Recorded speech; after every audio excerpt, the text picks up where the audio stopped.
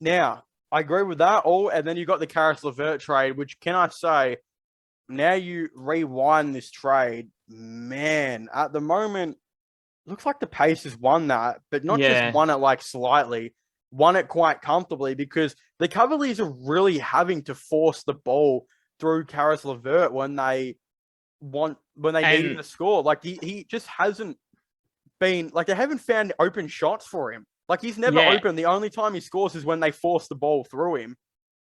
and that's what happened at Indiana. The play had to run through him, and then he would chuck up a stupid shot.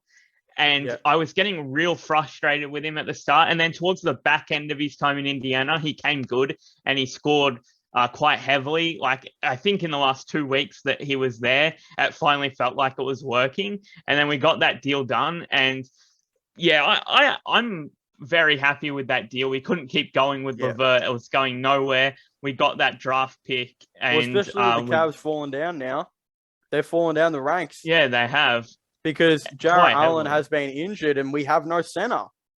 Yeah, So and that's the why I'm saying East, it's not necessarily a big loss because like the Cavs weren't expected to be this good. Caris LeVert is still a great scorer. And when Jarrett Allen comes back, you think Caris LeVert could still be that missing piece. But dude, the Pacers, they ended up getting like pick 20 and 31 out of the deal. And Ricky Rubio yeah, could come back. yeah, and that deal would be very much sweetened by the fact that we would have Ricky Rubio for however long if he decided to come back. But yeah, I'm very happy with those two picks. I'm very excited to go into the draft. I just pray that we draft well finally instead of getting TJ Leaf. I do love Goga. He's a lot better than TJ Leaf, but man, I'm actually looking forward to the draft once. I never really look forward to the draft as a Pacers fan because nothing ever really comes of it, Yeah, especially in true. recent years. True. I think we'll need to see who the Pacers draft. At the time of making this video, I still think the Cavs have won the trade.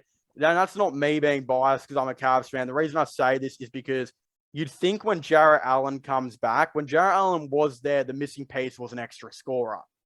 Yeah. And you think when Garland, because he'd be able to rest, I think, a little bit more when Allen comes back because you got another star on the court.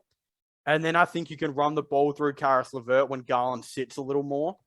Yeah, I do. Just because of the caliber of player that Caris LeVert is and can be, like, it just worked in our favor that, like, we actually got something, Yeah. like, valuable out of him for our future. But, like, the Cavs, like, as you said, he could be that missing piece by the time that Jared Allen gets back, Yeah. and he could fit right into that team for sure. Well, right at the time of making this video, the Cavs are now in the play-in. Oh yeah, the seventh seed We down to have 10th. we have fallen out because of how bad our injuries have been.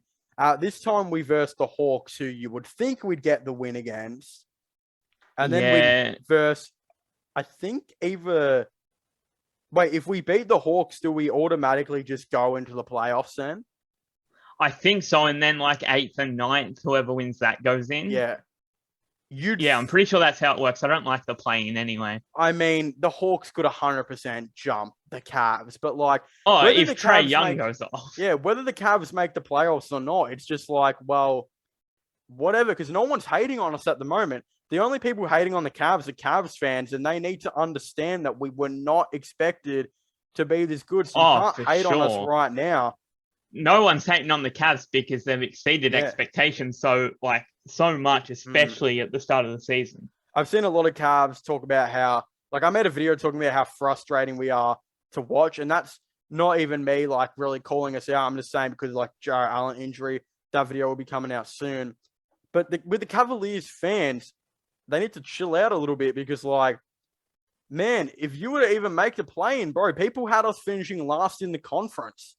Yeah, I wasn't. I don't know where I actually had the Cavs in my predictions. I don't Mm. think it was last, I think but it was definitely, 13th. Most people had us in.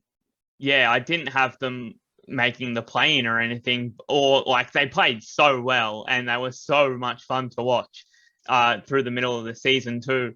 So they've definitely exceeded expectations. I haven't seen like the hate from the Cavs fans because I'm not in like the Cavs circle. Yeah. So it would be pretty annoying if like It's the very team was getting frustrating. shit on for no reason because they've exceeded expectations so Yeah. much. Like I'm pretty sure you're like 40-30 the record. So pretty much. yeah. We're just such a frustrating team to watch in the NBA at the moment because we're like 3-7 in our last 10. Yeah. And we just don't have a center. Like desperately in free agency, we need a backup center, like a good interior guy to come in. We'll find one, obviously. I don't know who it will be, but someone will come. Through the wastelands, through the highways.